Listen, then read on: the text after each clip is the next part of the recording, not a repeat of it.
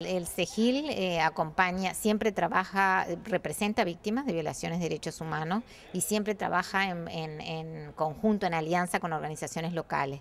Cuando uno representa a una víctima frente a un caso de lo que no obtuvo reparación a nivel nacional y llega al sistema internacional, que es un sistema subsidiario y complementario, se inicia con una petición ante la Comisión Interamericana de Derechos Humanos. Nosotros hemos peleado y hemos conseguido que el año pasado la Asamblea General de la OEA aprobara la creación de un fondo legal de asistencia a las víctimas, porque el acceso de las víctimas al sistema es muy corto.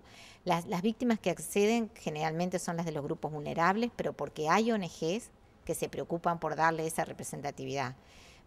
Pero en realidad, mirando un continente tan lleno de problemas, con tantas desigualdades, siendo el continente más desigual del mundo y en términos de riqueza y de pobreza, y siendo el segundo más violento del mundo, el acceso de las víctimas al sistema es muy limitado todavía. Las medidas cautelares y las medidas que también puede establecer la Corte han salvado la vida de muchísimas personas. Como usted bien lo ha mencionado, no es una situación para disfrutar, es una situación en la que los defensores y defensoras de derechos humanos viven acompañados generalmente por un agente policial al que muchas veces tienen que alimentar en la custodia diaria de su propio bolsillo, porque el Estado no le da no mantiene esa guardia.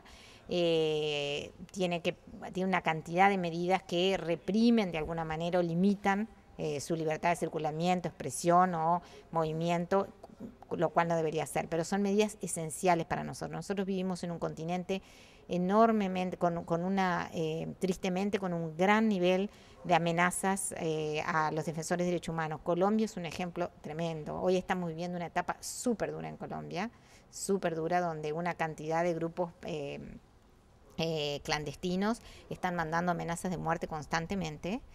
Nosotros estamos procesando una cantidad de medidas cautelares y no cesan las amenazas, y esto pone realmente en peligro la vida de esas personas.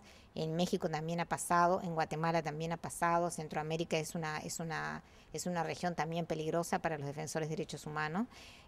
Los estados han intentado, por lo menos algunos han intentado cuestionar, debatir, cuestionar por qué la comisión las mantiene a través del tiempo, pero lo más importante de las medidas cautelares, por algunas no se cumplen, ni siquiera los estados tienen, o a veces no tienen la voluntad, o a veces no tienen un mecanismo nacional que esté a la altura de la necesidad de protección del defensor o defensor.